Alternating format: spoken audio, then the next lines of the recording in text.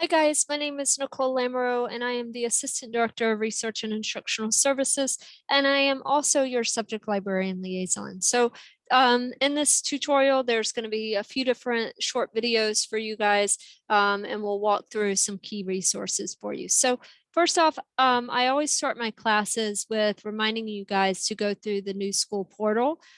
This ultimately gives you full access to the library resources, our databases, our print and electronic books, articles, and so forth. So if you're on this page, you're going to see the apps locker, the 3-line icon in the upper right corner. And you're going to click on that and then select libraries. So once you do that, you're on the our library homepage. And to start off, I'm just going to jump into our books and more search. You can find everything pretty much. Well, I shouldn't say everything, but almost everything. Print and electronic books, various types of articles, whether it's a scholarly journal article, a newspaper, a magazine. You can even find musical scores in there. So I'm going to go in and take a look for fashion forecasting. And once I've typed in my keywords there, you'll see we get 53,000 results. That's a lot. I don't know about you guys, but I would see that and want to run away, which is completely understandable. So what I'm going to suggest is that you use the refine my results over on the far right-hand side. So again, you can limit it to availability, resource type, even the library location, subject, and publication date. So in this case, you'll also notice if you're on the main results page, it's telling you what type of results you're getting, right? So we've got a lot of books, we've got some articles, we may run into some videos and more. So if you find something that jumps out at you, go ahead, click into that link. It's going to take you to the detailed record page. So here you've got the title, the author, the date it was published, you've got your send to. I will just recommend this is not a permanent URL. So if you want to save these items for future use, make sure you select that permalink under send to and copy and paste that URL to come back to this page. In this case, we have it as an online access, so we can easily select this link under online access. And sometimes it goes directly into the ebook. Sometimes it takes you to another page. Either one, you should be able to get access to it. Here, it does say we have unlimited access, so multiple people can use it at the same time. And this is determined by the publisher, as well as the amount of pages that you could copy or save as a PDF. So just kind of keep an eye on that type of information. You have the description here. You also have the table of contents. This is all hyperlinked. Or you can select read online in the, towards the upper left-hand side. And if you click on that button, essentially it's like a digitized copy of the print book, right? So you'll see, I'm just going to move me down a little bit. You've got your little arrow keys in the upper right corner, and it goes through page by page, and you can flip through like you're reading a print book. You can also jump to pages. So if you know, oh, there was a citation or a quote on page 50, I want to jump back and just double check. You can put in the page number and it'll jump directly to that page. The other thing that's really great about our ebooks is a lot of times you can search within the book. So over on the far left side, we can type in, let's see, let's just do forecast as a simple search.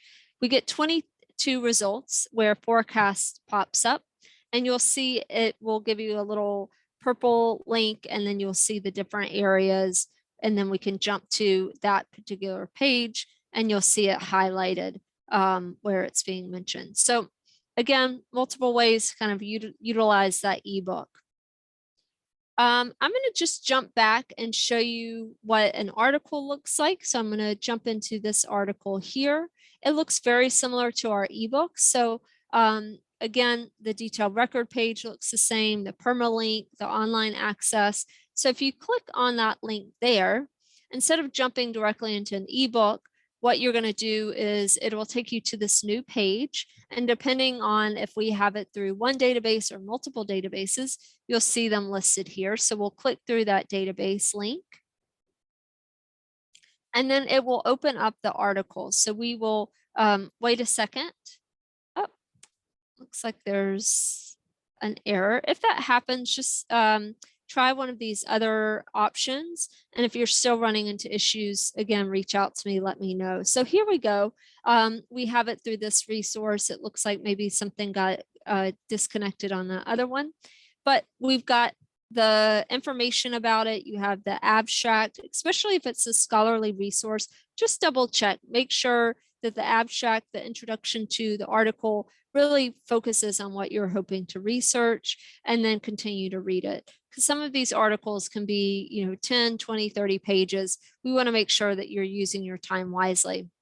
You can select view full text, download PDF, and then you have your citation export. A lot of the articles will come along with the example citation. Just double check that citation with your citation management system or your preferred citation book. If it's Chicago, we have it online, and you can just double check all the items in that citation, make sure everything's in its correct order. So I'm just going to jump back.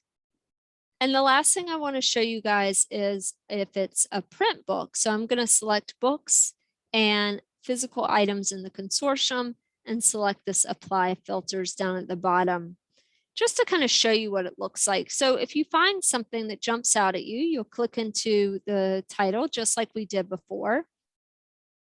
And here it's going to say, it turns out we have an ebook access, but it will say physical copies if we have the online version. So in this case, it's at the UC. It is currently available for checking out, and you have your call number here. This is how everything's organized in the library. Let's say you weren't working at the UC this week. You're only up at List Center on the 16th Street. You can select login, select the new school, and use your net ID and password to log in.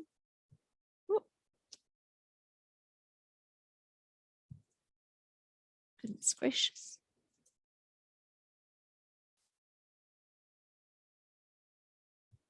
Third time's a charm. So if you go down, you'll see now that because you're logged in, you have the option to pick up the item elsewhere. So we can select the List Center library and click send request. You will receive a notification once that item is available for pickup at the List Center library. You can also select, if you go back to items, a scan. So if you just need a book chapter scan out of this entire book, you can put in the chapter and the pages and click send scan request, and our staff will scan those pages and send it to you via email. So you have that option as well. It's up to you. The last thing I will say is that you do have access to Easy Borrow. Right now they're working on that. So if you have questions about that later on down the line, let me know. And in the meantime, we're routing Easy Borrow and interlibrary loan through our interlibrary loan system. So how do you get access to that? You'll go over on the homepage under access and borrowing and select interlibrary loan. You're going to use your net ID and password and log in. And essentially this allows us, if we don't have immediate access, or maybe our copy is checked out and you want to borrow it from another partner library, that's what interlibrary loan does. So over here, you've got make a request on the left-hand side. You can request an article, a book, or a book chapter. The article and book chapter will usually come directly to your new school email address, and the book you will need to pick up at our